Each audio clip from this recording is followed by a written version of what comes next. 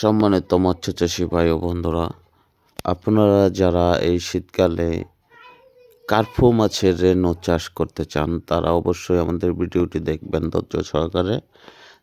দেশের বাইরে থেকে যারা আমাদের ভিডিওটি দেখছেন অবশ্যই আমাদের চ্যানেলটি সাবস্ক্রাইব করে দিবেন, কমেন্টের মাধ্যমে আপনাদের মূল্যবান মতামত জানাবেন।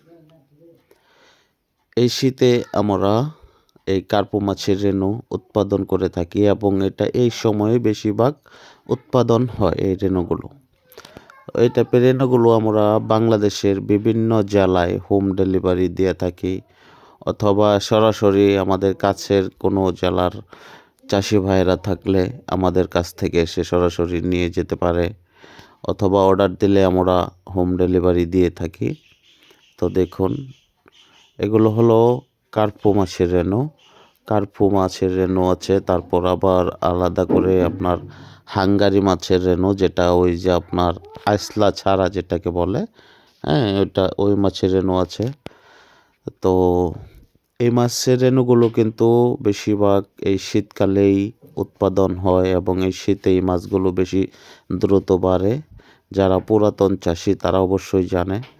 তো অবশ্যই আমাদের কাছ থেকে খুব সীমিত দামে এই মাছের রেণু সংগ্রহ করতে পারবেন। তো এই মাছের রেণুগুলোকে আবার এই দেখেন, এগুলো ডিমের কুসুম পানির সাথে গুলিয়ে এইগুলোকে ছিটিয়ে খাবার দিতে হয়। তো আপনারাও এভাবে পুকুরে ছাড়ার পর পানিতে দিয়ে এভাবে ছিটিয়ে দিবেন রেণুগুলোতে, তাহলে ওরা এভাবে রেণুগুলো খাবে।